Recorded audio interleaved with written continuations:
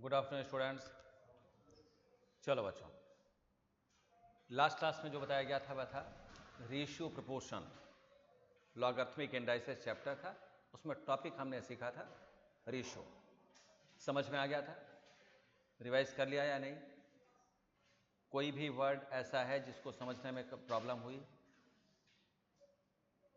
कोई भी word first class तो नहीं है?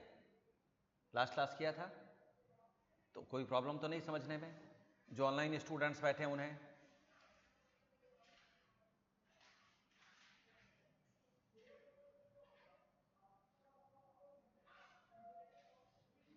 किसी को कोई डाउट? जो भी स्टूडेंट्स बैठे हैं, चलो आज क्या बताने के लिए मैंने कहा था? आज क्या बताने के लिए कहा था? जो ऑनलाइन स्टूडेंट्स बैठे हैं, हाँ वह तेज हैं, बताएं तो क्या बताने के लिए कहा था मैंने? स्टैट्स या मैथ्स? स्टैट्स कहा था। रेशियो प्रॉपर्टीज नहीं बच्चे, रेशियो प्रॉपर्टीज हम आगे देखेंगे और अभी आप एक स्टैट्स देख लो, पता तो चल जाए हम पढ़ते कैसे हैं दोनों। उसके बाद तो कंटिन्यू करेंगे ही करेंगे, ठीक है? चलो सुनते हैं स्टैट्स। और लिखना कुछ नहीं है, एक मैथमेटिक्स और स्टैटिस्टिक्स के प्रिपरेशन में बेसिक डिफरेंस सीख लो, तब उसके बाद कंटिन्यू किया जाए। बच्चों मैथमेटिक्स में जो भी चैप्टर हम पढ़ेंगे, मैथमेटिक्स के चैप्टर में आप परफेक्ट तब माने जाएंगे जब उस चैप्टर को आप समझ लो, सीख लो और सारे क्वेश्चंस कैलकुलेट कर लो, डाउट आपके ना रहे, तब आपका वो चैप्टर कंप्लीट हुआ। स्टैट्स में क्लास में बताया गया सारी स्टेटमेंट और एग्जाम्पल आप सुन लेते हैं, वो चैप्टर आपका कंप्लीट हो गया। ये डिफरेंस है पढ़ने में, मैथमेटिक्स में और स्टैटिस्टिक्स में। तो कंपैरेटिवली अगर कहा जाए, मुझे ऐसा लगता है कि स्टैट्स की प्रिपरेशन करना कंपैरेटिवली इजी हो जाता है, क्योंकि उसमें नंबर ऑफ क्वेश्चंस बहुत ज़्यादा नहीं होते, हमें स्टेटमेंट सीखने होते हैं, समझने होते हैं, कुछ थ्योरी पोर्शन भी इंक्लूड हो जाता है। मैथमेटिक्स में 100% वो थ्योरी फ्री है, उसमें केवल प्रैक्टिकल प्रॉब्लम्स बनते हैं जिसे हमें कैलकुलेट करना होता है, ट्राई करना होता है, तब हम कंप्लीट होते हैं, ठीक है ना? चलो स्टार्ट सीखते हैं। लिखना कुछ नहीं है, केवल कॉन्सेंट्रेट करके स्टेटमेंट सीखते रहना। स्टैटिस्टिक्स वर्ड सुना है? वर्ड सुना है? क्या होता है स्टैटिस्टिक्स? कोई बता दे। डेटा कलेक्ट करना। और चलो सुनते हैं। स्टैटिस्टिक्स 3 अलग अलग वर्ड से मिलकर बने होते हैं। Latin word status, Italian word स्टैटिस्टा, जर्मन वर्ड स्टैटिस्टिक।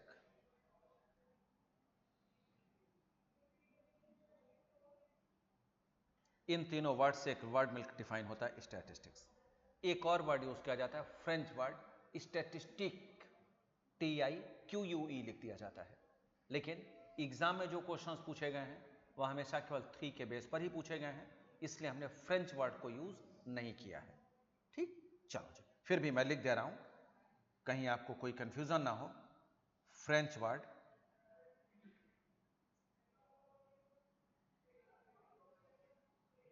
QUE, बस यही है। चलो समझते हैं। इन 3 वर्ड से एक वर्ड स्टैटिस्टिक्स को डिफाइन किया गया। स्टैटिस्टिक्स के डेफिनेशन में बताया जाता है systematic treatment of numerical values is called statistics. Systematic treatment of numerical values is called statistics. Numerical values का सिस्टमेटिक ट्रीटमेंट स्टैटिस्टिक्स मान लिया जाता है। वो न्यूमेरिक वैल्यूज आप कहीं से भी कलेक्ट कर लो। एक किसी क्लासरूम में कुछ स्टूडेंट्स बैठे हैं, सारे स्टूडेंट्स किसी एक सब्जेक्ट में टेस्ट दे रहे हैं, सभी स्टूडेंट्स के मार्क्स मिल गए हमें, अगर उनका सिस्टमेटिक ट्रीटमेंट कर दिया जाए, स्टैटिस्टिक्स बन गया।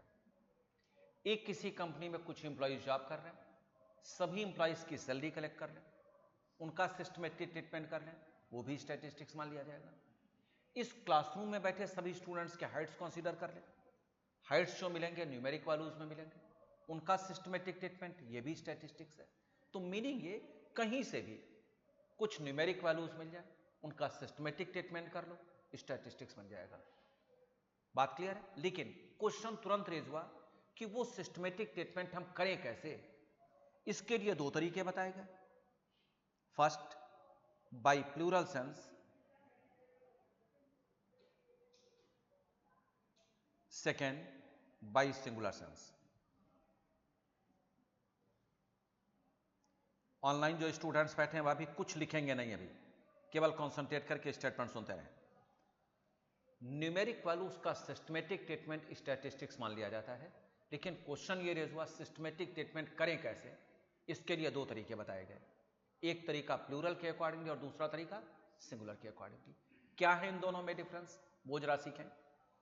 प्लूरल सेंस के अकॉर्डिंगली स्टैटिस्टिक्स तब माना जाएगा जब न्यूमेरिक वैल्यूज और स्टेटमेंट फॉर्म दोनों साथ साथ दिए जाएंगे।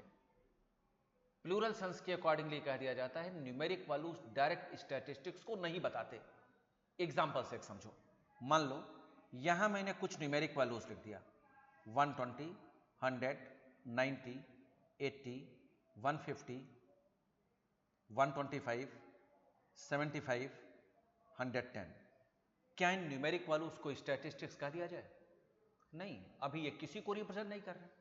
मैंने कहा 120, आपने कहा क्या 120, मैंने कहा 100, आपने कहा क्या 100, अभी ये कुछ नहीं बता रहे। लेकिन अगर मैंने इससे डिफर एक टेबल यहां बना लिया, और टेबल हमने इस तरह से बनाया, गवर्नमेंट स्कूल, प्राइवेट स्कूल, और यहां हमने लिख दिया बॉयज, गर्ल्स, बॉयज, गर्ल्स, और लेफ्ट साइड में लिख दिया साइंस, और यहां लिख दिया कॉमर्स। क्या इस टेबल को स्टैटिस्टिक्स कहोगे? नहीं। प्लूरल सेंस के अकॉर्डिंगली यह कहा जाता है कि ये न्यूमेरिक वैल्यूज और ये स्टेटमेंट फॉर्म दोनों अलग अलग कभी भी स्टैटिस्टिक्स नहीं होते। लेकिन अगर इन दोनों को एक साथ मिला दिया जाए तो किस सेंस के अकॉर्डिंगली स्टैटिस्टिक्स बनता है? प्लूरल के अकॉर्डिंगली स्टैटिस्टिक्स बन जाता है। जरा देखो इसे, मान लो हमने इन न्यूमेरिक वैल्यूज को इस टेबल में यूज कर लिया, 120, 100, 90, 80, 150, 125, 75, 110। अब ये टेबल स्टैटिस्टिक्स है। अब हम इस टेबल को देखकर बता सकते हैं कि गवर्नमेंट स्कूल में कितने स्टूडेंट्स हैं, प्राइवेट में, बॉयज, गर्ल्स, साइंस, कॉमर्स, सब बता सकते हैं। तो ये स्टैटिस्टिक्स किस सेंस के अकॉर्डिंगली बनता है? प्लूरल के अकॉर्डिंगली बनता है। सिंगुलर के अकॉर्डिंगली स्टैटिस्टिक्स कैसे बनता है वो सीखो। सिंगुलर के अकॉर्डिंगली स्टैटिस्टिक्स बनाने के लिए अगर कुछ न्यूमेरिक वैल्यूज हमें दे दिए जाए, उन न्यूमेरिक वैल्यूज को कलेक्ट करके एनालाइज करके रिप्रेजेंट कर दो, वो भी स्टैटिस्टिक्स हो जाते हैं। जैसे इस क्लासरूम की स्ट्रेंथ 100 है, 100 स्टूडेंट्स किसी सब्जेक्ट में टेस्ट दे रहे हैं, सभी स्टूडेंट्स के मार्क्स मुझे मिल गए। मैंने सभी स्टूडेंट्स के मार्क्स को कलेक्ट करके एनालाइज किया और कहा मैंने कि इस क्लासरूम में 50% स्टूडेंट फर्स्ट पास हो रहे हैं, 30% सेकंड, 20% थर्ड। मैंने किया क्या? सभी स्टूडेंट्स के मार्क्स को कलेक्ट करके एनालाइज करके रिप्रेजेंट कर दिया। स्टैटिस्टिक्स ये भी है, लेकिन ये किस सेंस के अकॉर्डिंगली है? सिंगुलर सेंस के अकॉर्डिंगली। तो हमने क्या डिफरेंस सीखा? हमने डिफरेंस ये सीखा कि सिंगुलर और प्लूरल दोनों में न्यूमेरिक वैल्यूज तो होने ही चाहिए, एक में विद स्टेटमेंट फॉर्म और दूसरे में विदाउट स्टेटमेंट फॉर्म। यही हमने सीखा। न्यूमेरिक वैल्यूज के बिना तो स्टैटिस्टिक्स होगा नहीं, एक में विदाउट स्टेटमेंट फॉर्म और दूसरे में with statement form. With statement form किसमें? प्लूरल, और विदाउट स्टेटमेंट फॉर्म सिंगुलर। और ध्यान रखना, केवल दो के अकॉर्डिंगली ही स्टैटिस्टिक्स बनाए जा सकते हैं और कोई तीसरा तरीका नहीं है। और अगर आप किसी तीसरे तरीके से न्यूमेरिक वैल्यूज का सिस्टमेटिक ट्रीटमेंट कर भी लो, मान लो, वो स्टैटिस्टिक्स नहीं होगा। करते रहो, क्योंकि स्टैटिस्टिक्स केवल दो से ही बनता है, एक प्लूरल और दूसरा। एग्जांपल से और अच्छी तरह से क्लियर करो। मान लो इस क्लासरूम में बैठे सभी स्टूडेंट्स किसी एक सब्जेक्ट में टेस्ट दे रहे हैं, सभी स्टूडेंट्स के मार्क्स को मुझे नोटिस बोर्ड पर लगाना है। कितने तरीके से लगाया जा सकता है वो जरा सीख लेते हैं। एक तरीका तो यह है, ध्यान से समझना, कि आप सभी के मार्क्स को आप सभी के नाम के साथ में लिख दो। A, B, C and so on, और इनके मार्क्स लिख दिए जाएं 48, 25, 32 and so on. Notice board पर लगा दिया। नाम, A नाम का मार्क्स 48 है, B के मार्क्स है 25, C के मार्क्स है 32 एंड सो ऑन। दूसरा तरीका क्या है? दूसरा तरीका यह है कि आप सभी के मार्क्स को आप सभी के रोल नंबर के साथ लिख दिया जाए। यह भी तो हो सकता है ना, 1, 2, 3 एंड सो ऑन, और यहां लिख दिया जाए 48, 25, 32 एंड सो ऑन। भाई मैं रोल नंबर 1 कहूं या A कहूं, बात तो एक ही है।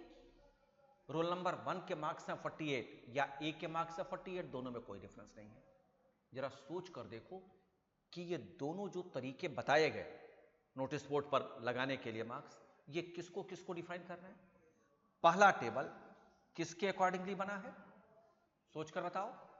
पहला टेबल, ऑनलाइन जो बैठे हैं बताओ सोचकर। पहला टेबल जिसमें हमने नोटिस बोर्ड पर क्लासरूम में बैठे सभी स्टूडेंट्स के मार्क्स को लिखा है, वो किस सेंस के अकॉर्डिंगली है? प्लूरल के अकॉर्डिंगली है। क्यों प्लूरल के अकॉर्डिंगली है? क्योंकि न्यूमेरिक वैल्यूज और नाम स्टेटमेंट फॉर्म ये दोनों आ जाते हैं। देखो ये प्लूरल है।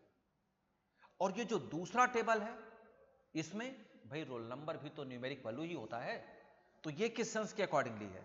सिंगुलर के अकॉर्डिंगली। और केवल दो तरीके ही हैं नोटिस बोर्ड पर नंबर लगाने के लिए। चेक करके देखो कोई और तरीका है क्या? सोच कर बताओ। एक और तरीका है क्या?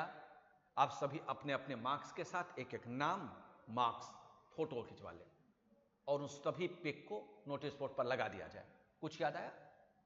मूवीज में नहीं देखते कैदी नंबर, नाम कैदी नंबर 42 लगा दिया, अच्छा नहीं लगेगा, ऐसा लगेगा कैदी नंबर है सारे, नहीं। इसलिए वो तरीका यूज नहीं करते। केवल इन दो तरीकों से ही हम इस क्लासरूम में बैठे सभी स्टूडेंट्स के मार्क्स को लगा सकते हैं। कौन कौन से तरीके हैं दोनों? First by plural, second by singular, और कोई तीसरा तरीका नहीं है। इसकी मीनिंग स्टैटिस्टिक्स जिसमें न्यूमेरिक वैल्यूज डिफाइन किए जाते हैं केवल दो तरीके से ही बनाया जा सकता है, एक सिंगुलर सेंस के अकॉर्डिंगली और दूसरा प्लूरल सेंस के अकॉर्डिंगली। बात क्लियर हो गई? चलो जी आगे समझते हैं। भाई ये बात तो हमारे समझ में आ गई कि न्यूमेरिक वैल्यूज का सिस्टमेटिक ट्रीटमेंट स्टैटिस्टिक्स होता है। ये न्यूमेरिक वैल्यूज आते कहां से हैं? आगे देखो, sources of data.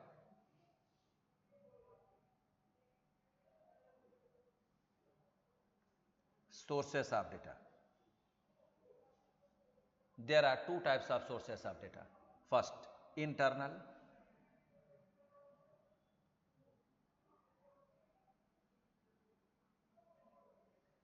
second, external. Internal, we know that there are so many private and government organizations जो सभी टाइम टू टाइम अपनी इंफॉर्मेशन हमें देती रहती हैं। जो भी प्राइवेट या गवर्नमेंट ऑर्गेनाइजेशन डायरेक्ट आपको अपनी इंफॉर्मेशन दे, वह सभी इंटरनल सोर्स ऑफ डेटा होते हैं। जो भी प्राइवेट या गवर्नमेंट ऑर्गेनाइजेशन डायरेक्ट आपको अपनी इंफॉर्मेशन दे, क्या उसे कहेंगे? Internal source of data. उसके बाहर से कोई भी इंफॉर्मेशन आप कलेक्ट कर लें, सारे एक्सटर्नल सोर्स ऑफ डेटा में आते हैं। And again there are two types of external source of data. First primary और second secondary. Primary, this is first hand information. जिस ग्रुप या जिस ऑर्गेनाइजेशन की इंफॉर्मेशन जानना चाहते हो, डायरेक्ट उसी ग्रुप से इंफॉर्मेशन कलेक्ट कर लो। और सेकेंडरी, थर्ड पार्टी से इंफॉर्मेशन कलेक्ट कर लो। माइनर डिफरेंस है तीनों में, तीनों में एक बार डिफरेंस क्लियर करो अच्छे से। Internal, primary, secondary. Primary secondary external में आते हैं। इंटरनल क्या है? बिना आपके पूछे डायरेक्ट आपको अपने उसकी इंफॉर्मेशन आपको मिल जाए। प्राइमरी क्या है? आपके पूछने पर इंफॉर्मेशन मिले। और सेकेंडरी क्या है? थर्ड पार्टी से इंफॉर्मेशन मिले। एक एग्जांपल से क्लियर करो। इस क्लासरूम में बैठे सारे स्टूडेंट्स को हमने एक ऑर्गेनाइजेशन मान लिया। मैं क्लास में आया, मेरे बिना पूछे आप सभी वन बाय वन अपनी इंफॉर्मेशन देते चले गए। इसको किस में लिखेंगे हम? इंटरनल। मैं क्लास में आया, मैंने आप सभी से आपकी इंफॉर्मेशन पूछ लिया, इसको किस में यूज करेंगे? मैंने भी नहीं पूछा, आपने भी नहीं बताया, ऑफिस से आपकी सभी इंफॉर्मेशन मैंने कलेक्ट कर लिया, किसको किस में यूज करेंगे? सेकेंडरी। सोच कर देखो, किसी और तरीके से किसी ग्रुप की इंफॉर्मेशन कलेक्ट कर सकते हैं? मैं इनका नाम जानना चाहता हूं, अभी मैं इनका नाम नहीं जानता। इनका नाम जानने के लिए मेरे पास केवल 3 तरीके हैं। एक, ये डायरेक्ट मेरे को अपना नाम बता दे, मेरे बिना पूछे। क्या है ये? इंटरनल। मैं इनसे इनका नाम पूछ लूं, प्राइमरी। मैंने भी नहीं पूछा, इन्होंने भी नहीं बताया, इनके पास के जो स्टूडेंट्स बैठे उनमें से कोई एक इनका नाम मेरे को बता दिया, ये क्या होगा? सेकेंडरी। सोच कर देखो, कोई और तरीका है क्या इनका नाम जानने के लिए? नहीं, ऐसा तो नहीं कि इनका नाम फोरकास्ट होने वाला है। जब होगा तब देखा जाएगा कैसे। नॉर्मल केस में केवल 3 मेथड्स होते हैं, और जो भी हम कलेक्शन करेंगे न्यूमेरिक वैल्यूज की, उसी का सिस्टमेटिक ट्रीटमेंट स्टैटिस्टिक्स बन जाएगा। हर स्टेप स्टैटिस्टिक्स तक पहुंचा देगा।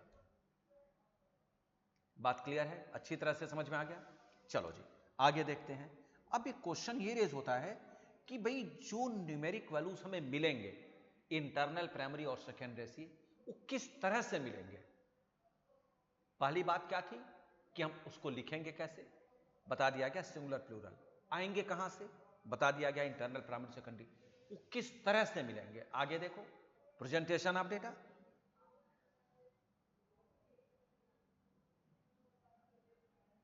Presentation of data. ऑनलाइन जो स्टूडेंट्स बैठे हैं, अच्छी तरह से समझ में आ रहा है? सारे वर्ड्स क्लियर हो रहे हैं?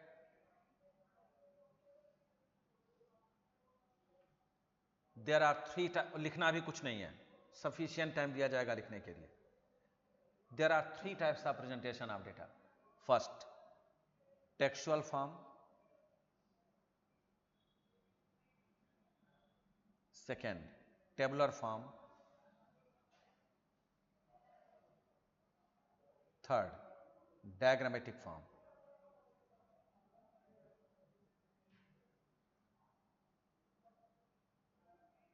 टेक्सुअल फॉर्म,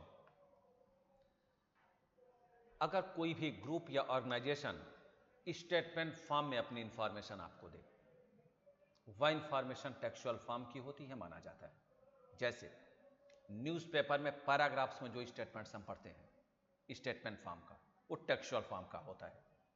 मैथमेटिक्स का या स्टैटिस्टिक्स का जो क्वेश्चन हम स्टेटमेंट फॉर्म वाला पढ़ते हैं, वो सभी टेक्सुअल फॉर्म की इंफॉर्मेशन होती है। हम क्वेश्चन पढ़ते हैं ना, तो जो स्टेटमेंट वाले क्वेश्चंस होते हैं वो सारे टेक्सुअल फॉर्म के होते हैं माना जाता है। ये टेबुलर फॉर्म क्या होता है? रोज कॉलम्स के किसी टेबल में अगर कोई भी ग्रुप अपनी इंफॉर्मेशन आपको दे दे, जैसे ये government school, private school, boys girls art science, तो ये इंफॉर्मेशन किस फॉर्म की है? टेबुलर फॉर्म की है।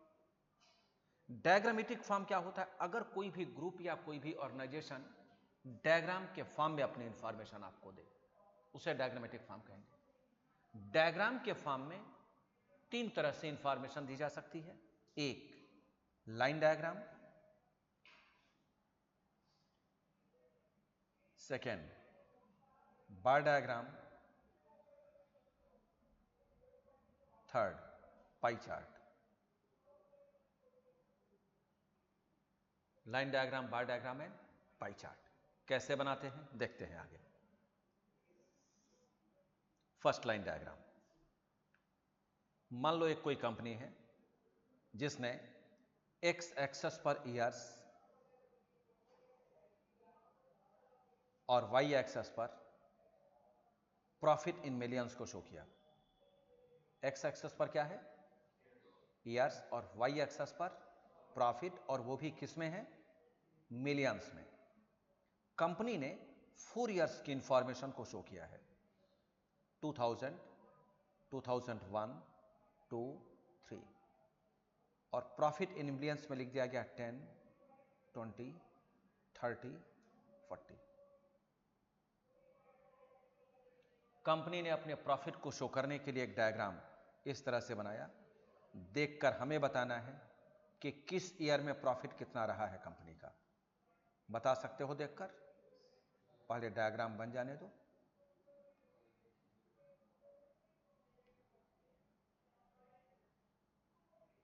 हाँ बताओ तो, ईयर वाइज प्रॉफिट।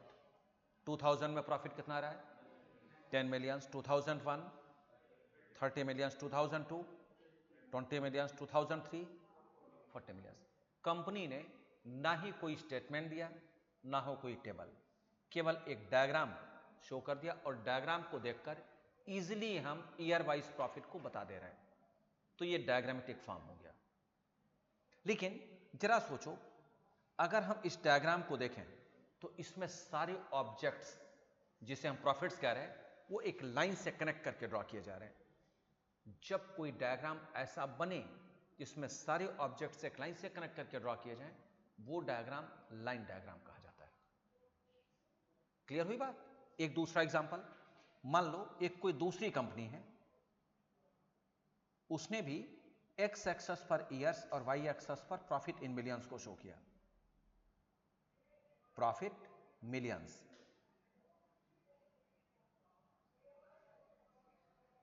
कंपनी ने भी 4 इयर्स की इंफॉर्मेशन को शो किया, लेकिन 2005 से।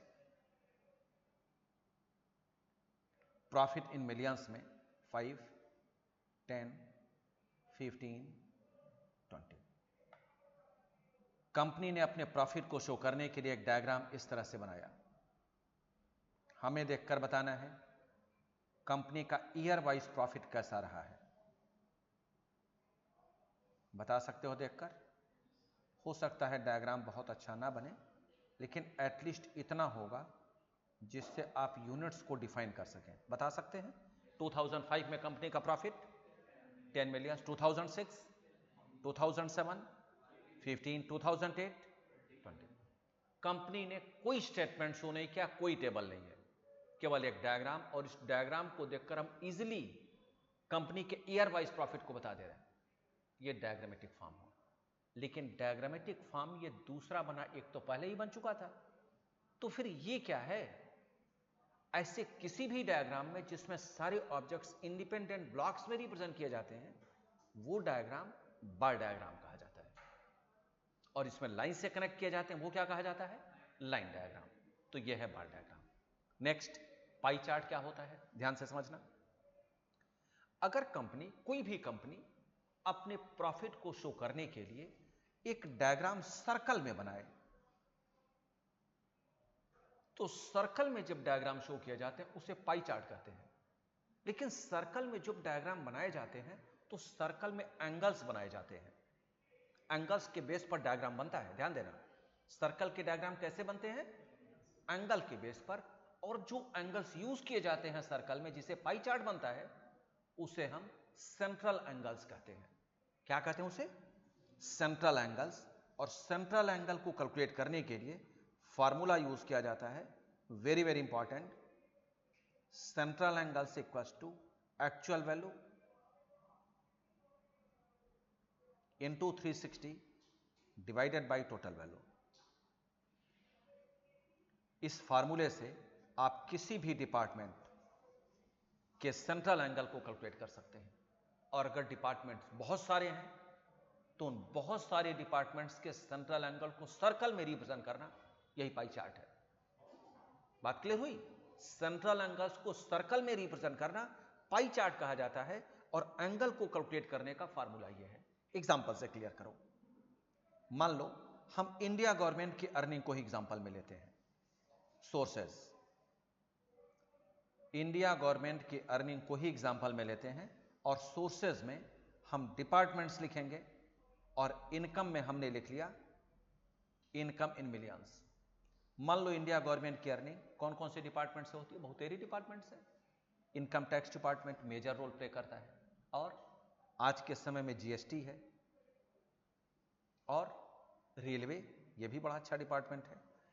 और भी डिपार्टमेंट्स तो बहुत सारे हैं, रेवेन्यू है, कॉर्पोरेट टैक्स है, इधर उधर बहुत सारे हैं। हमने मिसलेनियस ले लिया सबको मिक्स करके, ठीक है। इनकम टैक्स डिपार्टमेंट से मान लो इंडिया गवर्नमेंट की अर्निंग 110 मिलियंस की हो रही है। जीएसटी से मान लिया हमने 120 मिलियंस की हो रही है, और रेलवे से मान लो हो रही है 80 मिलियंस की। मिसलेनियस से हमने मान लिया 90 मिलियंस की हो रही है। तो क्या इन चारों डिपार्टमेंट्स के सेंट्रल एंगल को कैलकुलेट कर सकते हो? फार्मूला ऊपर देख लो। कर सकते हो? कर सकते हैं। सबसे पहले क्या कैलकुलेट कर ले? टोटल। टोटल कितना आया? कितना है टोटल? 400। अगर टोटल 400 है तो स्पेस पर सेंट्रल एंगल की वैल्यू कितनी हो गई? सेंट्रल एंगल्स बताओ। पहले के लिए क्या लिखोगे? 110 actual value into 360 divided by 400। अगले के लिए क्या लिखोगे? 120 into 360 divided by 400। Next 80 into 360 divided by 400। और next 90 into 360 divided by 400। Values बता दें। 99। अगला क्या लिखेंगे? 108 72 81 डिग्री। यही है ना? ध्यान से देखना, डिपार्टमेंट्स कितने भी दिए जाएं, सभी डिपार्टमेंट्स के सेंट्रल एंगल का एडिशन 360 ही आना चाहिए। यहां कितने डिपार्टमेंट्स हैं? 4 डिपार्टमेंट्स के सेंट्रल एंगल का एडिशन 360 आएगा। अगर ये डिपार्टमेंट 6 होते या 8 होता तो 8 डिपार्टमेंट्स के सेंट्रल एंगल का एडिशन 360 आ जाता है। बात समझ में आ गई? जितने डिपार्टमेंट्स हो, और इन एंगल्स को अगर सर्कल में रिप्रेजेंट कर दिया जाता है, ये मान लो इनकम टैक्स हो गया 99 डिग्री, 90 डिग्री ये बनता है, थोड़ा सा पीछे कर दिया, और जीएसटी 108, जीएसटी यहां बन गया, रेलवे 72, और ये है miscellaneous. That's it, this is pie chart. हो गया। एग्जाम में पाई चार्ट कभी नहीं आएगा, लेकिन central angle very very important, ये जरूर आता है एग्जाम में। और सेंट्रल एंगल ऐसे नहीं आता है चारों डिपार्टमेंट्स का आप कैलकुलेट करो, किसी एक डिपार्टमेंट के लिए पूछ लिया जाएगा। मान लो मैंने पूछा होता the value of central angle of the department income tax are, 4 options में एक सही ऑप्शन 99 दे दिया जाता। The value of the central angle of the smallest component, smallest component कौन सा है? स्मॉलेस्ट कौन सा है? रेलवे। तो इसका लिए 72 एक ऑप्शन में दे दिया जाता। तो जिस डिपार्टमेंट के सेंट्रल एंगल को कैलकुलेट करने के लिए कहा जाए, आप केवल उसी को कैलकुलेट करेंगे, पूरे को नहीं। The value of the central angle of the highest component, कौन सा है हाईएस्ट कंपोनेंट? जीएसटी। तो जीएसटी का सेंट्रल एंगल 108 ऑप्शन में होगा। एक बात समझ में आ गई? यहां तक क्लियर है? ऑनलाइन जो स्टूडेंट्स बैठे हैं समझ में आ गया सभी के?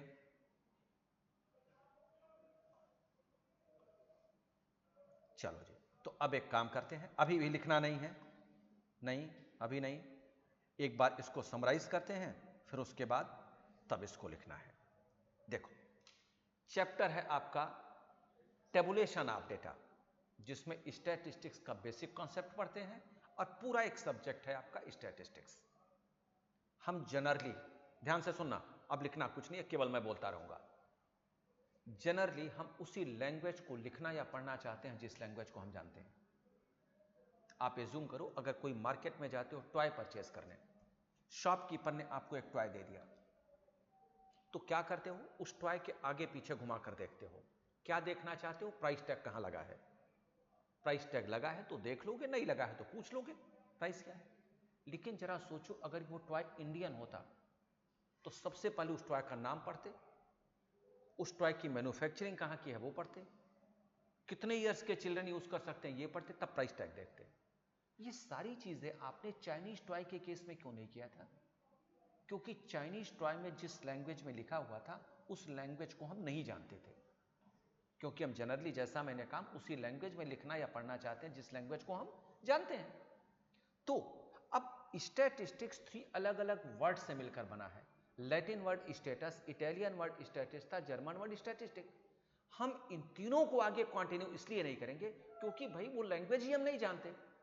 लैटिन लैंग्वेज नहीं जानते, इटालियन भी नहीं जानते, जर्मन भी नहीं जानते, तो फिर कैसे कंटिन्यू किया जाए? तो इन तीनों से एक वर्ड बनाया गया उस लैंग्वेज में जिस लैंग्वेज को हम जानते हैं, और फिर उसे कंटिन्यू किया गया। बात क्लियर हो रही है? उन तीनों से एक वर्ड बनाया गया स्टैटिस्टिक्स, और ये इंग्लिश में बनाया गया जिसको हम जानते हैं अच्छी तरह से, उसी को कंटिन्यू हमें करना है। आप यूं भी कह सकते हैं स्टैटिस्टिक्स वर्ड की ओरिजिन इन्हीं तीनों वर्ड से हुई है। लैटिन वर्ड स्टेटस, इटालियन स्टैटिस्टा, जर्मन वर्ड स्टैटिस्टिक, एग्जाम में पूछा भी जा चुका है ये। अब स्टैटिस्टिक्स वर्ड को कंटिन्यू करते हैं क्योंकि ये लैंग्वेज हम जानते हैं। अब क्या कहा गया स्टैटिस्टिक्स में? भी कहा गया systematic treatment of numerical values. बड़ा आसान सा है डेफिनेशन। न्यूमेरिकल वैल्यूज का सिस्टमेटिक ट्रीटमेंट स्टैटिस्टिक्स हो जाएगा। वो न्यूमेरिक वैल्यूज भाई साहब कहीं से भी आप पा जाओ, कोई फर्क नहीं पड़ता कहां से पाए, न्यूमेरिक वैल्यूज कहीं से मिले, सिस्टमेटिक ट्रीटमेंट कर दो, स्टैटिस्टिक्स हो गया। लेकिन क्वेश्चन फिर एक रेज हुआ कि वो सिस्टमेटिक तरीका है क्या, ये भी तो बताना पड़ेगा। मुझसे कहा गया सिस्टमेटिक तरीके से बैठ जाओ, अगर कुछ ना कहा जाए तो मैं तो इस तरह फेस करके बैठ जाऊंगा। तुम लोगों से कहा गया सिस्टमेटिक तरीके से बैठ जाओ, एक तरीका बताया गया। क्या तरीका बताया गया? जिस तरफ प्रोजेक्टर उस तरफ फेस करके बैठो, यही तो बताया गया ना, तो इसलिए बैठ गए। तो यह सिस्टमेटिक तरीका हुआ। यहां क्या है सिस्टमेटिक तरीका, यह भी बताना पड़ेगा। तो बताया गया। कौन कौन से सिस्टमेटिक तरीके बताए गए? प्लूरल और सिंगुलर। क्या इन दोनों में डिफरेंस है? भाई न्यूमेरिक वैल्यूज तो दोनों में है, बात ठीक है। प्लूरल में न्यूमेरिक वैल्यूज के साथ साथ स्टेटमेंट फॉर्म होना ही चाहिए, और सिंगुलर में न्यूमेरिक वैल्यूज डायरेक्ट यूज कर दिए जाते हैं। तो न्यूमेरिक वैल्यूज दोनों में, एक में विदाउट स्टेटमेंट फॉर्म और एक में with statement form. With statement form क्या बनता है? प्लूरल के अकॉर्डिंगली स्टैटिस्टिक्स, और विदाउट स्टेटमेंट फॉर्म सिंगुलर के अकॉर्डिंगली स्टैटिस्टिक्स बनता है। इतनी बात क्लियर हो गई। न्यूमेरिक वैल्यूज का सिस्टमेटिक ट्रीटमेंट, 3 वर्ड से इसकी ओरिजिन होती है, 2 केस में हम इसका सिस्टमेटिक ट्रीटमेंट कर सकते हैं। अब अगला क्वेश्चन ये रेज हुआ कि भाई जिन न्यूमेरिक वैल्यूज को हम यूज करने वाले हैं, करना चाहते हैं, वो न्यूमेरिक वैल्यूज आएंगे कहां से? ऐसा तो नहीं कहीं से रखे हुए उठा लिया। इसके 3 तरीके बताए गए, एक इंटरनल, दूसरा प्राइमरी और सेकेंडरी। प्राइमरी और सेकेंडरी एक्सटर्नल के 2 पार्ट्स होते हैं। हम माइनर डिफरेंस है तीनों में, बस बहुत अच्छे से समझना। इंटरनल क्या है? आपके बिना कुछ पूछे डायरेक्ट कोई भी ग्रुप या ऑर्गेनाइजेशन अपनी इंफॉर्मेशन दे दे। न्यूज चैनल के सामने हम बैठते हैं 9 PM पर, प्राइम टाइम, इंडिया टीवी हमने ऑन किया, मेरे बिना पूछे रजत शर्मा बताते चले गए। इसको हम किस में यूज करेंगे? इंटरनल। अगर मेरे कहने पर रजत शर्मा ने कुछ बताया होता तो उसको हम किस में यूज करते? प्राइमरी। मैंने भी नहीं पूछा, रजत शर्मा बताकर चले गए। ध्यान से समझना। 2 दिन बाद मैंने अपने किसी फ्रेंड से पूछा कि रजत शर्मा जो 2 दिन पहले प्राइम टाइम में बताए थे वो क्या बताया था उन्होंने? उस फ्रेंड ने मेरे को बता दिया कि 2 दिन पहले रजत शर्मा ने ये बताया था प्राइम टाइम में। अब मैंने क्या किया? थर्ड पार्टी से पूछ लिया रजत शर्मा की पूरी इंफॉर्मेशन। इसको हम किस में यूज करेंगे? सेकेंडरी। माइनर डिफरेंस है। अच्छा, एक बात और इंपॉर्टेंट है, यह हमें ध्यान रखना होगा कि ये मैन टू मैन अलग अलग डिफाइन किए जाते हैं। सारी इंफॉर्मेशन सभी के लिए एक जैसी हो यह जरूरी नहीं है। सभी इंफॉर्मेशन एक जैसी हो सभी के लिए जरूरी नहीं है। एग्जांपल से क्लियर करो, 2 एग्जांपल्स मैं दे रहा हूं, कंसंट्रेट करना, जो ऑनलाइन है वो भी। मान लो ये पूरी क्लासरूम भरी हुई है, मैंने कुछ स्टेटमेंट्स लिखा, यहां आ गया, मैंने पूछा एनी क्रॉस क्वेश्चन, इन्होंने कोई एक क्रॉस क्वेश्चन मेरे से रेज किया। जिन्होंने क्वेश्चन रेज किया मेरे से मैं उसका आंसर बता दिया। वो सॉल्यूशन इनके लिए क्या है? सोचकर बताओ। इन्होंने मेरे से पूछा, मैंने इन्हें बताया, क्या है ये?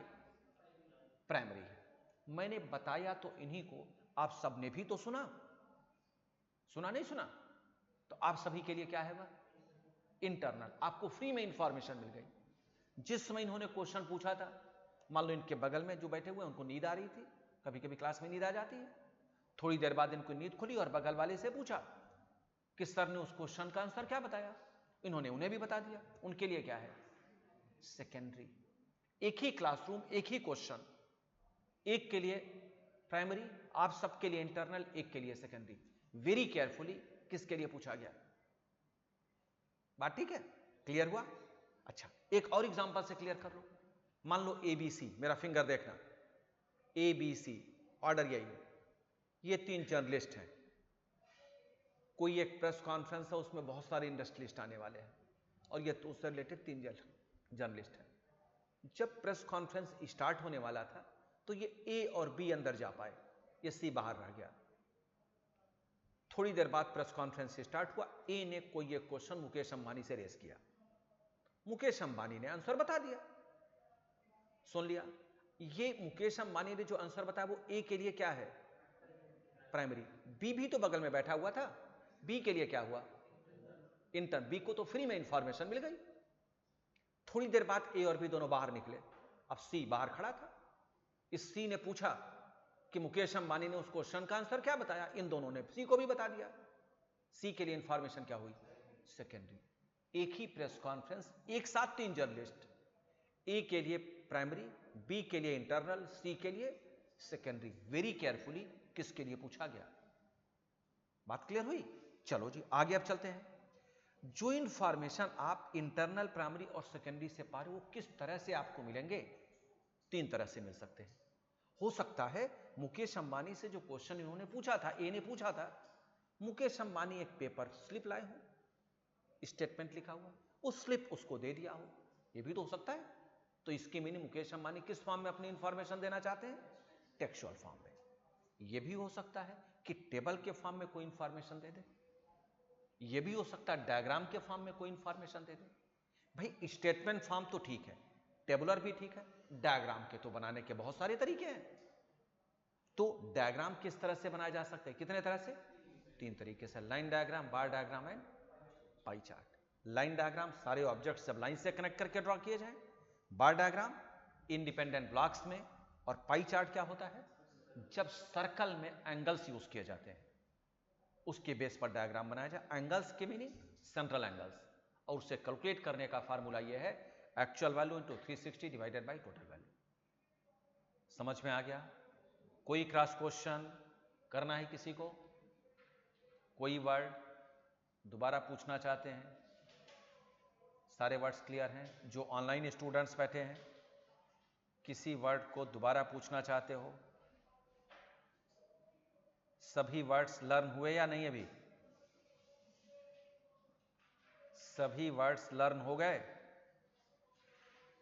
ऑलमोस्ट हो गए होंगे, एक बार और पढ़ोगे लर्न हो जाएगा। नहीं हुआ, 90% तो लर्न हो ही गया होगा। चलो अब एक काम करो, इसको लिख लो, अब नोट डाउन करके मुझे बताएं।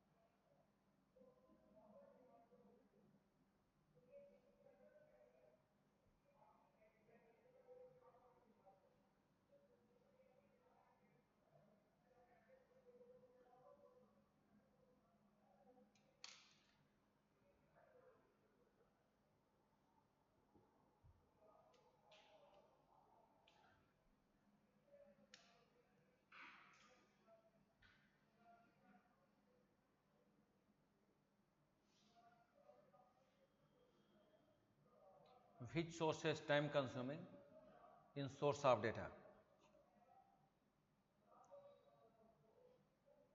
देखो बच्चे, टाइम कंज्यूमिंग की जहां तक बात है, इंपॉर्टेंट ये नहीं है अभी हम डिस्कस कर रहे हैं कि टाइम कंज्यूमिंग कौन है। अभी हम केवल ये डिस्कस कर रहे हैं कितने तरह से हम पा सकते हैं।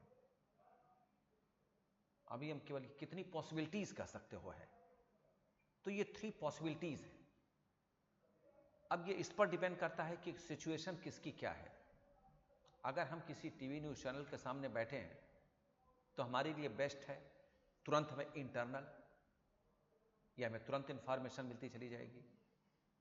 अगर हम किसी ऐसे बंदे के पास बैठे हैं जो बहुत अच्छी नॉलेज रखता है, नेट ऑन करके बैठे हुए हैं, ठीक है, तो नेट से हम जो भी पूछेंगे वो तुरंत हमें बता देगा। तो अगर हम नेट के साथ बैठे हुए हैं, सिस्टम ऑन करके बैठे हुए हैं, तो हमारे लिए बेहतर इंफॉर्मेशन होगी प्राइमरी। और अगर हम किसी एक ऑर्गेनाइजेशन की इंफॉर्मेशन जानना चाहते हैं और हम उस ऑर्गेनाइजेशन से रिलेटेड किसी ऑफिस में बैठे हुए हैं, तो वहां हमारे लिए बेस्ट है सेकेंडरी। तो ये इस पर डिपेंड करता है कि सिचुएशन क्या है, हम कहां हैं, तो वहां से इंफॉर्मेशन हम इजिली पा सकते हैं। क्लियर हुआ स्टेटमेंट? चलो नोट डाउन करें। हाँ जी।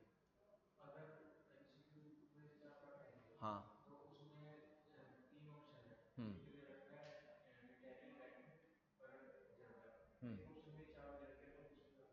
ऑल ऑफ द अबव दिया जाएगा।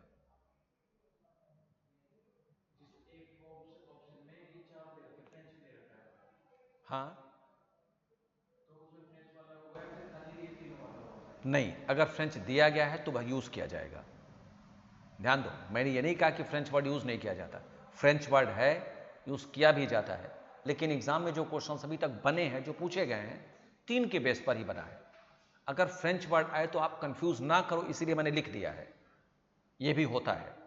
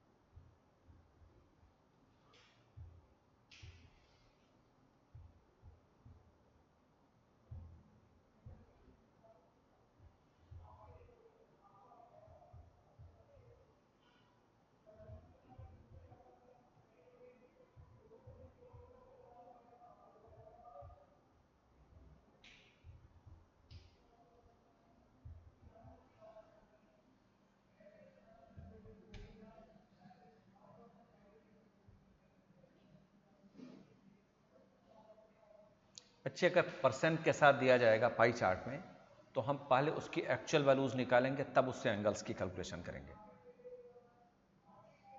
ठीक है, एंगल निकालने के लिए कोई जरूरी नहीं है कि इंफॉर्मेशन परसेंटेज पे हो। परसेंटेज पे होगा तो हम डायरेक्ट कैलकुलेट कर सकते हैं। पाई चार्ट परसेंटेज के बेस पर भी बना दिया जाता है। सर्कल में लिख दिया गया, परसेंटेज लिख दिया गया, तो 100 के बेस पर उसे हम यूज कर लेंगे। समझे? सर्कल में जो बनाया जाता है वो परसेंटेज पर भी बना दिया जाता है। मैं एक छोटा सा एग्जांपल दे दूं, तब उसके बाद, जैसे ये कोई एक सर्कल है, हमने यहां से स्टार्ट किया, अब मैंने लिख दिया टोटल, ये IT 48%, ये भी मैंने लिख दिया। दूसरा कोई डिपार्टमेंट हमने लिखा GST, जैसे यहां लिख दिया हमने रेलवे, रेलवे मैंने लिख दिया 14%। ये पॉसिबल है, यूज किया जा सकता है। तो हम देख लेंगे टोटल कितना है, उसका 14% देख लेंगे, एक्चुअल वैल्यू क्या है। ये भी पॉसिबल है, बनाया जाता है। कहां तक लिख लिया है ये?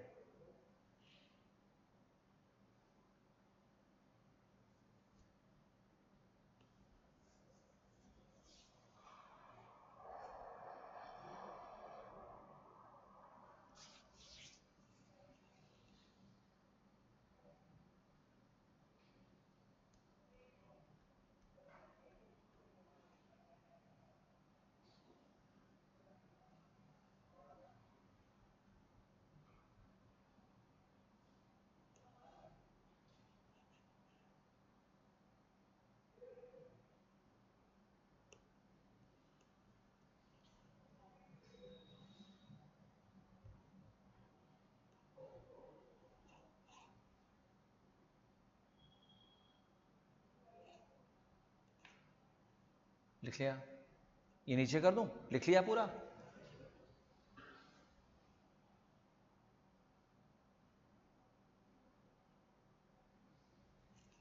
चलो इसको लिख लें, फिर आगे की बात करते हैं कुछ।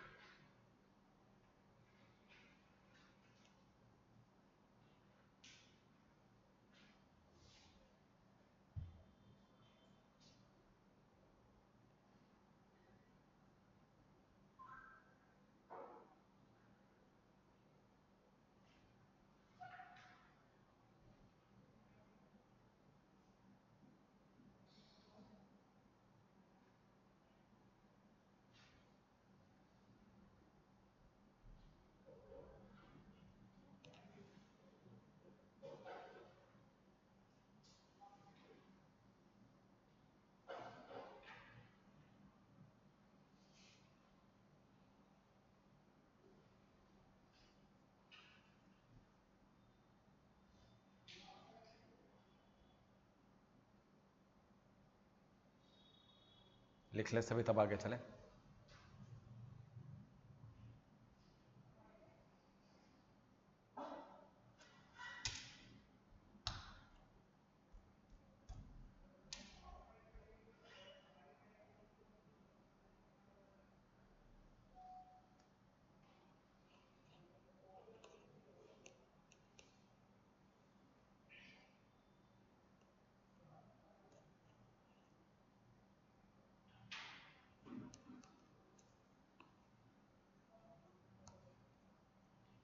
एकेडमिक में और प्रोफेशनल में पढ़ने में कुछ डिफरेंस होता है क्या?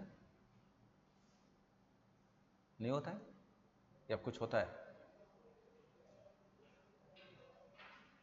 जैसे हम जब स्कूल लेवल पर होते हैं 12th तक, और अब आप सभी यहां आए हो, कुछ डिफरेंस है या उसी तरह से? कुछ है डिफरेंस? कुछ नहीं है, उसी तरह से है। हाँ जी, स्कूल में अच्छा डिसिप्लिन नहीं होता। नहीं, एक उसका रीजन मुझे लगता है कि हम जो प्रोफेशनल होता है वो ऑप्ट करते हैं, चूज करते हैं, नहीं, और एकेडमिक में हमें चूज नहीं करना होता है। चले गए अपना फर्स्ट क्लास में एडमिशन अगर हो गया, 12th तक खींचना है, अच्छा हो ना अच्छा हो, मैक्सिमम क्या करेंगे, स्कूल चेंज कर देंगे पेरेंट्स। वहां भी यही हाल, मीनिंग हमें करना है, वो हमारी चॉइस नहीं होती जनरली।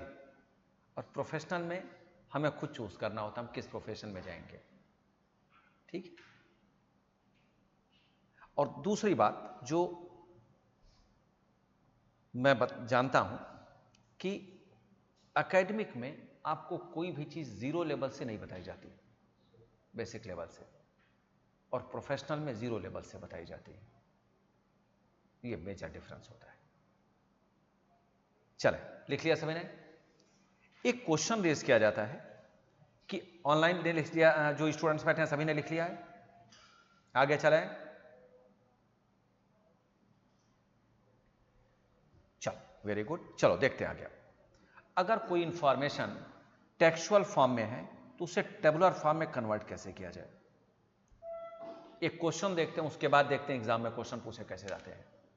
क्या कहा मैंने? अगर कोई इंफॉर्मेशन टेक्सचुअल फॉर्म की है तो उसे टेबुलर में कन्वर्ट कैसे किया जाए? अब टेक्सचुअल टेबुलर दोनों हम जानते हैं। टेक्सचुअल क्या है? स्टेटमेंट फॉर्म, अभी बताया मैंने। और टेबुलर क्या है? रोज कॉलम्स का form, as like this, government school, private school. तो अब कैसे कन्वर्ट किया जाता है और क्वेश्चंस कैसे एग्जाम में पूछे जाएंगे वो देखें जरा एक एग्जांपल में। चलो क्वेश्चन लिखना शुरू करो। क्वेश्चन लिखें, coffee habits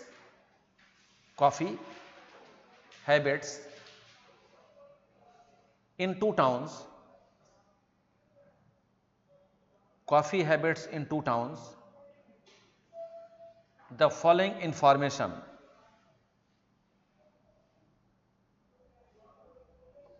coffee habits in two towns, the following information was received. coffee habits in 2 towns, the following information was received. Coffee habits in 2 towns, the following information was received. Town A लिखें, total coffee drinkers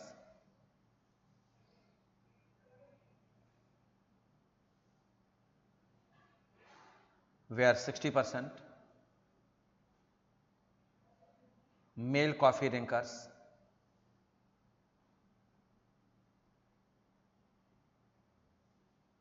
15%, male non-coffee drinkers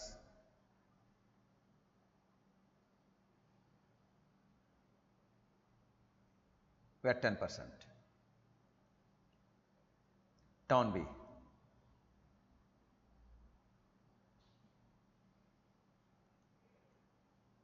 male coffee drinkers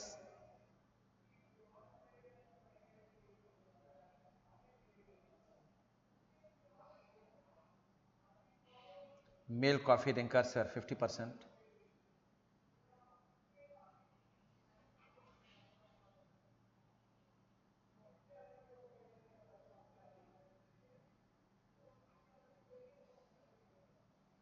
male non-coffee drinkers were 10%,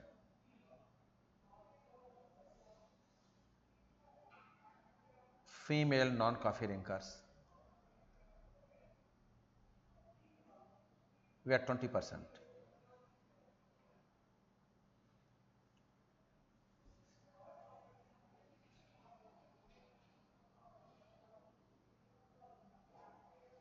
Represent the above information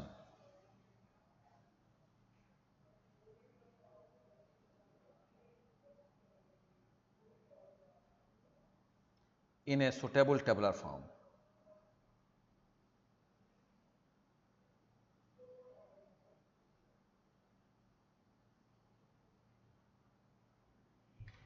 Represent the above information in a suitable tabular form.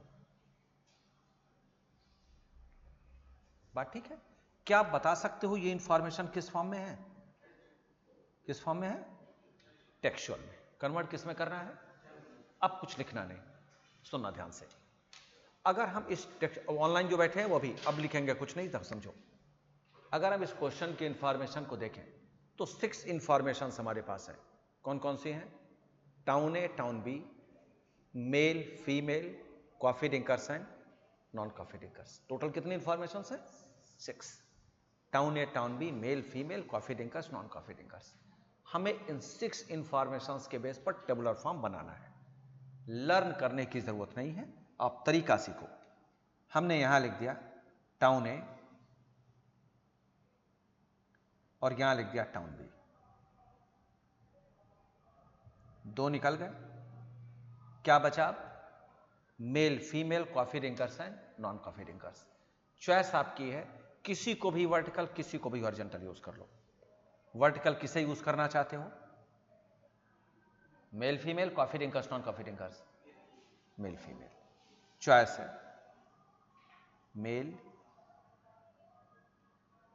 Female, total. क्योंकि यही information town B के लिए भी है, तो यहां हमने लिख लिया मेल, फीमेल, टोटल।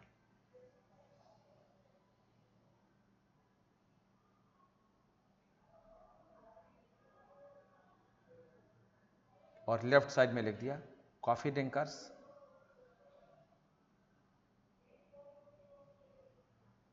और यहां लिख दिया नॉन कॉफी ड्रिंकर्स।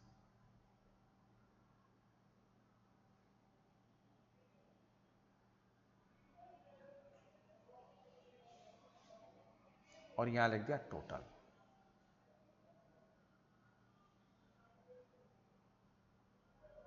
क्लियर है यहां तक?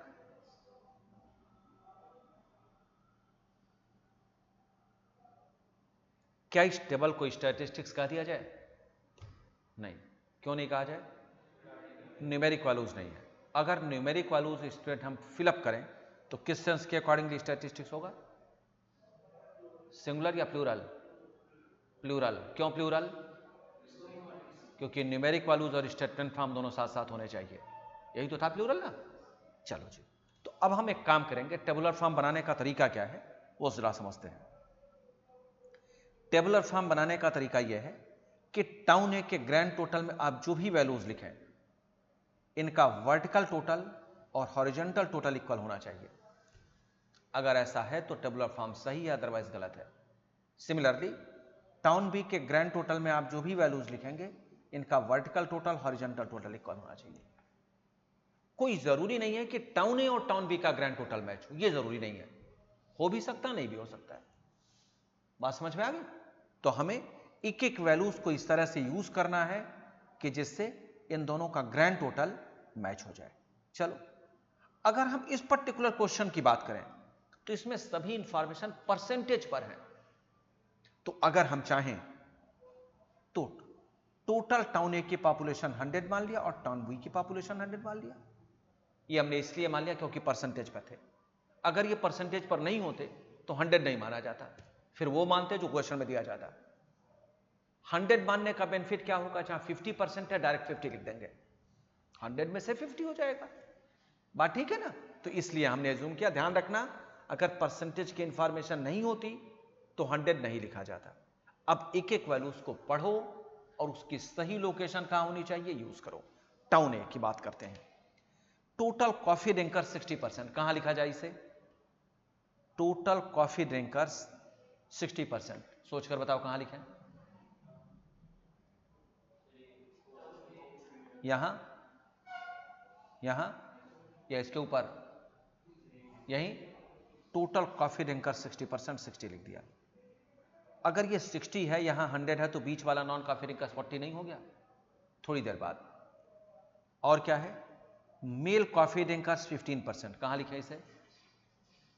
मेल कॉफी ड्रिंकर्स, यही तो आएगा ना, 15 लिख दिया। तो फीमेल भी आ जाएगा सब्ट्रैक्ट करके, वो अभी करेंगे। और मेल नॉन कॉफी ड्रिंकर्स 10%, कहां लिखे इसे? मेल नॉन कॉफी ड्रिंकर्स, यहां लिख दें। कोई कंफ्यूजन? केवल हमारे पास इतनी ही इंफॉर्मेशन गिवन है, कैलकुलेट करना है, समझते हैं कैसे। 100 यहां, 60 ऊपर है, तो बीच वाली वैल्यू कितनी हो गई? 40 टोटल है और मेल 10 है, तो फीमेल कितनी हो गई?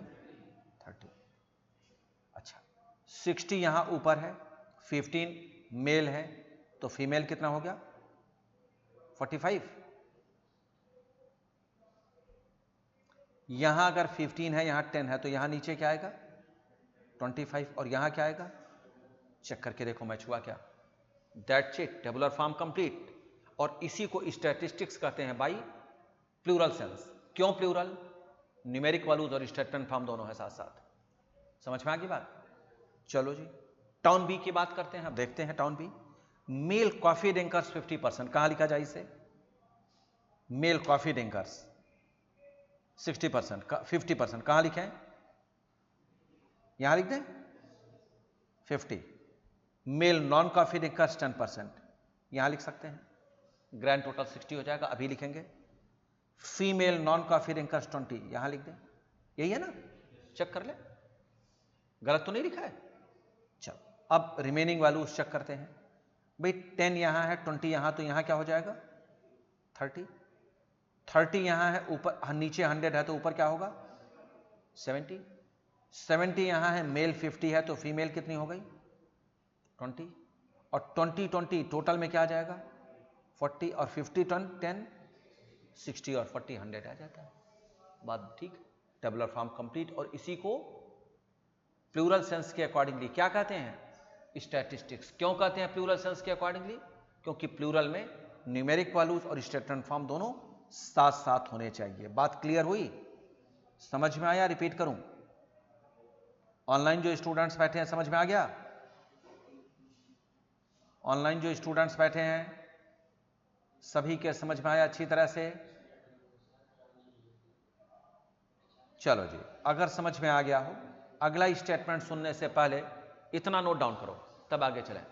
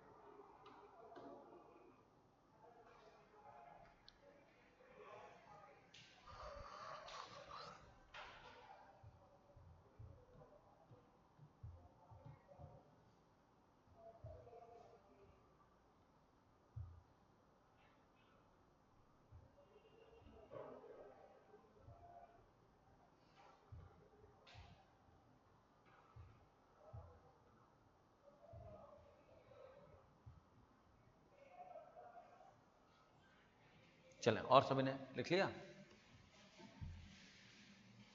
चलो देखें, अगर हम इस सॉल्यूशन को देखें तो कुछ न्यूमेरिक वैल्यूज बने ग्रीन पेन से लिखा है और कुछ ब्लैक से लिखा गया था जो हमने सर्कल बना दिया और हाईलाइट हो।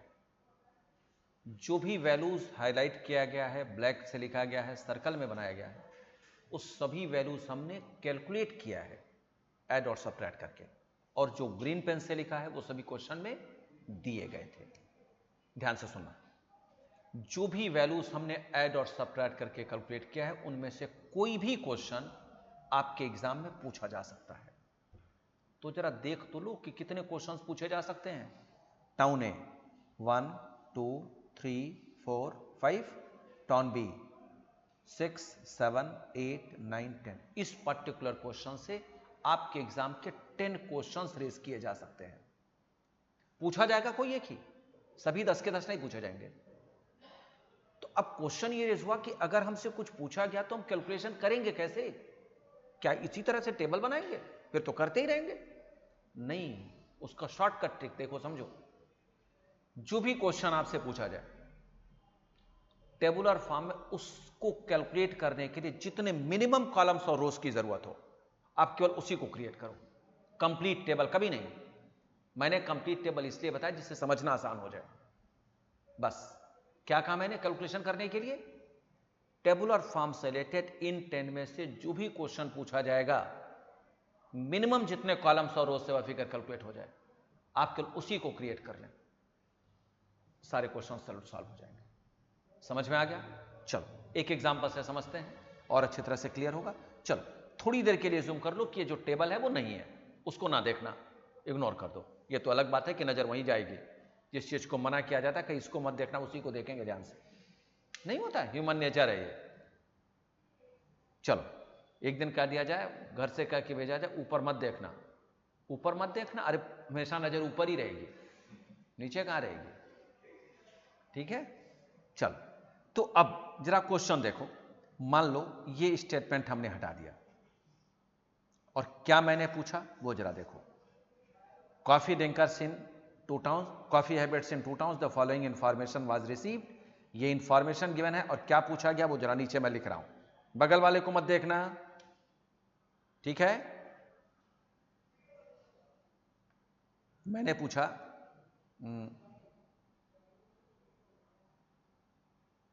Mail non coffee drinkers,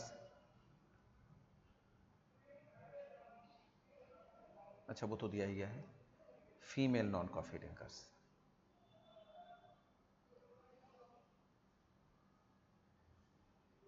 female non coffee drinkers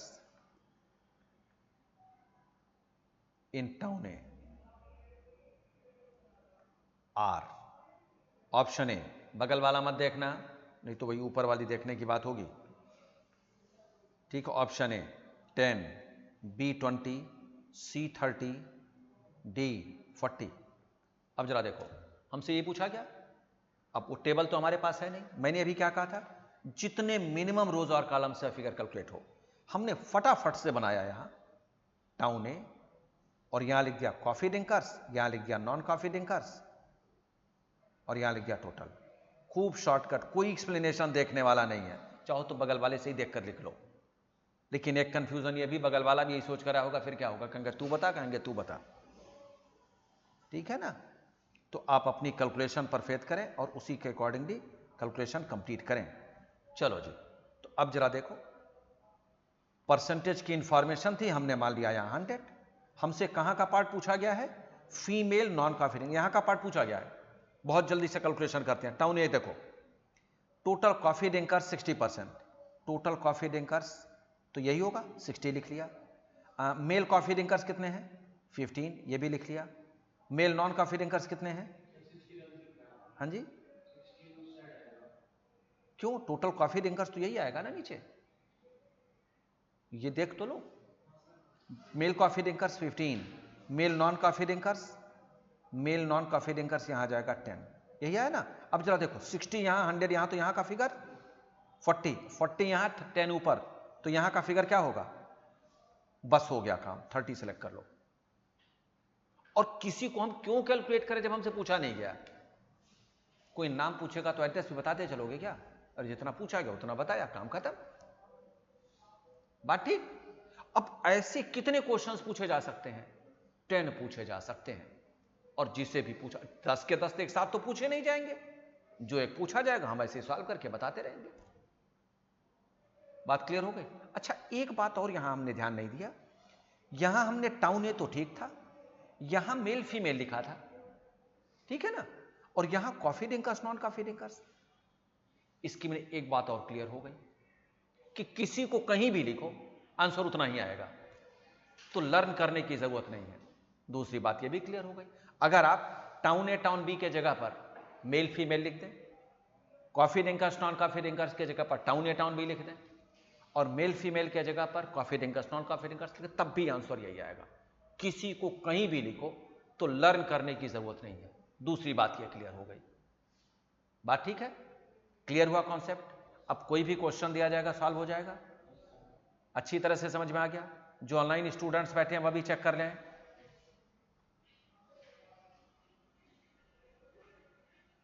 जो ऑनलाइन स्टूडेंट्स बैठे हैं चेक कर लें, समझ में आ गया अच्छी तरह से?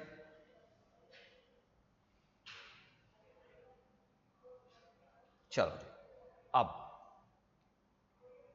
जब भी हम किसी भी टेक्सचुअल से टेबुलर फॉर्म बनाते हैं तो बच्चों 5 वर्ड्स यूज किए जाते हैं। इन 5 वर्ड्स के बारे में अब सीखते हैं, ये एग्जाम में पूछे जाते हैं। जरा देखो, ये 5 वर्ड्स कौन कौन से हैं? पहला बॉक्स सेट, लिखें इसे। दूसरा वर्ड कैप्शन। तीसरा word stub. Fourth word footnote, और फिफ्थ वर्ड बॉडी।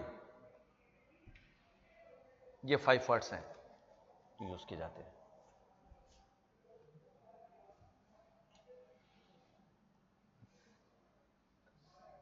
कौन क्या है वो जरा देखें, अभी डेफिनेशन भी लिख लेंगे। किसी भी टेबुलर फॉर्म का, 5 वर्ड्स लिख लिया, किसी भी टेबुलर फॉर्म का जो इंटायर अपर पार्ट होता है, इस एग्जांपल में टाउन ए टाउन बी, इसे क्या कहा जाता है? Box set. वह पर पार्ट जो केवल कॉलम्स को डिफाइन करे उसे कहते हैं कैप्शन। मेल फीमेल को कह देंगे caption. And left part of the table, coffee drinkers non coffee drinkers को कह दिया जाता है स्टब। तो जहां आपने टेबुलर फॉर्म बनाया है, पहले ऐसे ही एरो देकर तीनों लिख लो, तब आगे चलते हैं।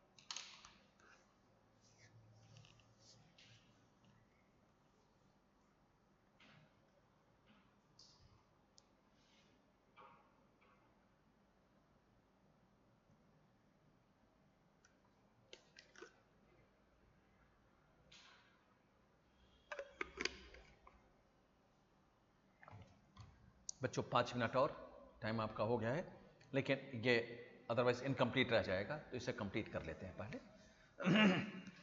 तब आपको फ्री करते हैं। ये लिख लिया?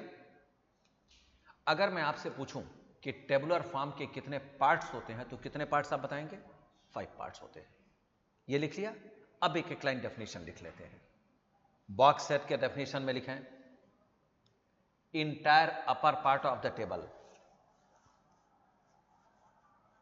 Entire upper part of the table. ध्यान रखना, इसमें टोटल इंक्लूड नहीं किया जाता, ये ध्यान रहे। टोटल चेक करना, कहीं भी मैंने इंक्लूड नहीं किया है। क्या लिखा है बॉक्स सेट में? Entire upper part of the table. Caption में लिखो upper part of the table, caption upper part of the table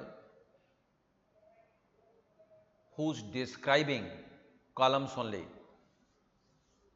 upper part of the table who's describing columns only। stub, left part of the table, left part of the table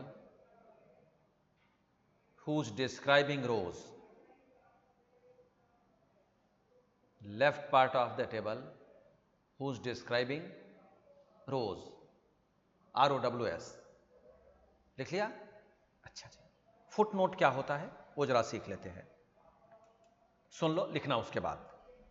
कभी कभी कुछ questions ऐसे होते हैं जिसके textual form में ऐसी information दी जाती है जिसको टेबुलर फॉर्म में यूज नहीं कर पाते, तो करते क्या है, उसी स्टेटमेंट को इस टेबुलर फॉर्म के नीचे एज इट इज लिख लेते हैं, उसी स्टेटमेंट को फुटनोट कहा जाता है। कोई जरूरी नहीं है कि सारे क्वेश्चंस में फुटनोट दिया जाए, अगर जरूरत होगी तो यूज करेंगे, नहीं जरूरत होगी तो नहीं करेंगे।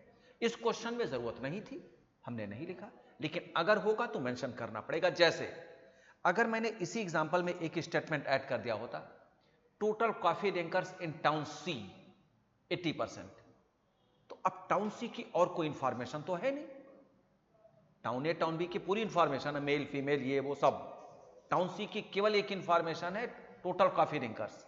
तो अब हम क्या करते, ये पूरा स्टेटमेंट लिखने के बाद हम यहां लिख देते total coffee drinkers in town C 60%। इसी स्टेटमेंट को फुटनोट कह दिया जाता है। जरूरी नहीं है कि हर एक क्वेश्चन में होगा तो लिखेंगे, नहीं होगा तो नहीं लिखेंगे। बात क्लियर? चलो, फुटनोट ये होता है।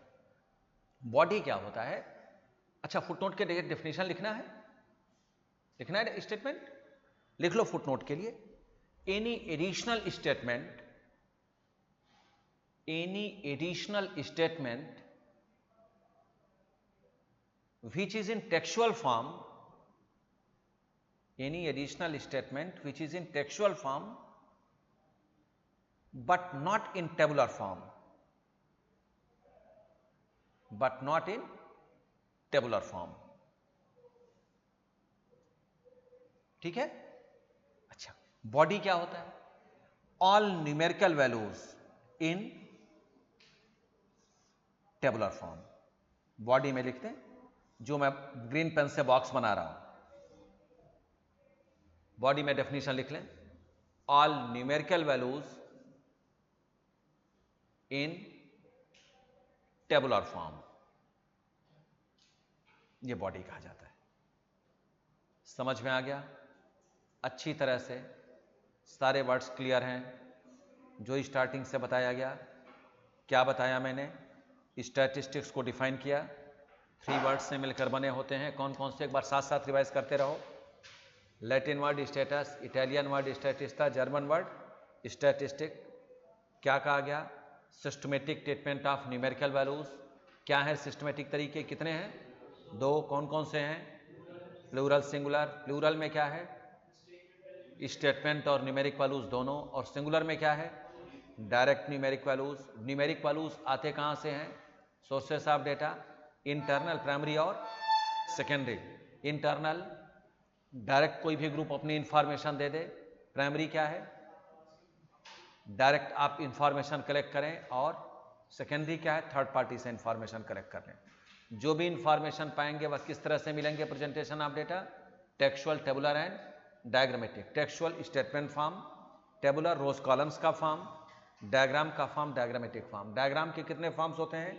3, line diagram, bar diagram, pie chart. Pie chart के लिए क्या चाहिए हमें? Central angles. और सेंट्रल एंगल्स कैलकुलेट करने का फार्मूला आपको बता दिया गया, ठीक है? अच्छा, टेक्सुअल से टेबुलर कैसे कन्वर्ट करते हैं वो तरीका आपको बता दिया गया। कितने वर्ड्स यूज किए जाते हैं? 5 words. Box set, entire upper part of the table. Caption क्या है? अपर पार्ट जो केवल कॉलम्स को बताए। स्टब क्या है? Left part of the table. Footnote क्या है? Any additional statement which is in textual form but not in tabular form. और next, body, all numeric values in tabular form. सभी का कॉन्सेप्ट क्लियर है? एक बार घर रिवाइज कर लेंगे, भूलेंगे नहीं। ऑनलाइन जो स्टूडेंट्स हैं अच्छी तरह से समझ में आ गया? ऑनलाइन जो स्टूडेंट्स बैठे हैं, ठीक? चलो बच्चों, आज के लिए इतना ही। नेक्स्ट क्लास में से आगे कंटिन्यू करेंगे। Bye bye, take care.